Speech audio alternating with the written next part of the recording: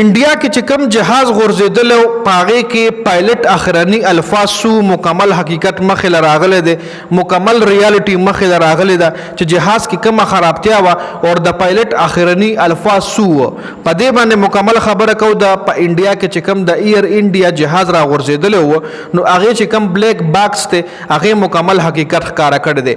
بلیک باکس څه شی دی په دې باندې یو څو ورځې مخکې ما ډیټیل سره ویډیو جوړه کړې هم وه چې دا په جهاز کې یو داسې ډیوایس لګېدلی وي چې د جهاز مکمل ډیټا ریکارډ کوي، د پایلټ مکمل اوازونه په جهاز کې کم ټایم کمې بټنې لګېدلې دي ایون هغه هم ریکارډ کوي.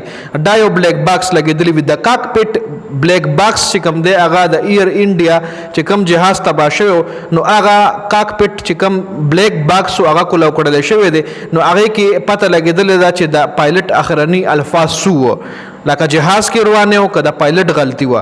مکمل تفصیل سره په خبره کوو. جی بلیک باکس چې کله کولو شو نو کې د پایلټ اخرني الفاظ مخې راغلي. پایلټ اخرني الفاظ دا چې جهاز ته پراپر ترست نه ملاویږي. ترست نه، یو ترست خو دغه لا ویل شي لکه مونږ وایو نه چې په دې سړي زما ترست نشته، لکه په دې سړي زما اعتبار نشته. یو ترست دی، دا د ترست دا څه شی دی؟ دا یو فورس دی چې لکه پایلټ کته کم دغه دی هغه ویلي کته ایرپورټ عملی ویلي دي د ریډیو په ذریعه باندې چې جهاز ته پراپر ترست نه ملاویږي او دا جهاز به کرش کیږي او مونږه بچ کېدو ولا نیو. جی ترست اصل کې یو داسې میکینیکل طاقت دی چې دا انجن ته ملاویږي د ټول جهاز ته. لکه انجن ته چې ترست ملاو شي نو دا جهاز پاور کې راشي، دا جهاز په مخ کې روان شي، جهاز په بر ځي، جهاز په ښکته راځي، دا ترست په وجه باندې. نو چې کله یو انجن ته پراپر ترست نه ملاویږي نو بیا هغه جهاز بره هم نشي تللی او سپیډ هم نه اخلي.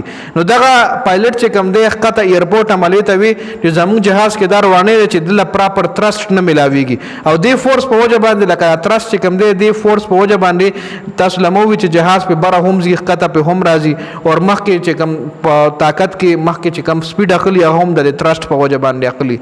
نو پایلټ ویلی دی چې موږ ته پراپر ترست نه ملاویږي نو بیا د ګریویټي په وجه باندې چې کله جهاز له پراپر ترست نه ملاویږي، پراپر فورس ولا نه ملاویږي نو د ګریویټي په وجه باندې جهاز ښکته راځي او جهاز چې کله ښکته راځي د ګریویټي په وجه باندې د مخوکه پیله ښکته راځي. نو دا جهاز چې کله ښکته راغلی نو د مخوکې پیله راغلی ده. جی نو په دې وجه باندې جهاز تباه شوی دی چې پایلټ اخرني الفاظ دا چې جهاز ته پراپر ترست نه ملاویږي، مطلب انجن کې خرابتیا وه. او ډېر ملګري دا خبره هم رپورټ کوي، ډېر صحافیان دا خبره هم رپورټ کوي چې د ایر انډیا چې کوم دغه د دې جهاز چې کوم انجنو د دې حواله سره پایلټ مخکې هم رپورټ کړو چې د انجن کې څه ناسم مسله شته دی او دې کې کار وکړي. خو چون کې ایر انډیا چې کوم جهاز منیجمنت ته غي دا خبره داسې سیریس و نه غشتله او په دغه ورځ د لندن ته روان شو د انډیا نه احمد آباد ایرپورټ نه. نو د چې څه ټیم والوته د اوماغه ټیم ایرپورټ عملی تحقیقته وي چې د جهاز انجن خراب دی او د پراپر ترست نه ملاویږي، بس لږ برخته دی واپس د فورس په وجه باندې چې مکمل طاقت ورته نه ملاویدو د انجن د طرف نو واپس را غورځېدلی دی. اوس دې نه پس په دی بل بلیک باکس چې کوم دی هغه هم کولاوي لکه کم چې د جهاز ډیټا ریکارډ کوي، دا خو د پایلټ ډیټا ریکارډ شوی او د پایلټ اوازونه ریکارډ شوي.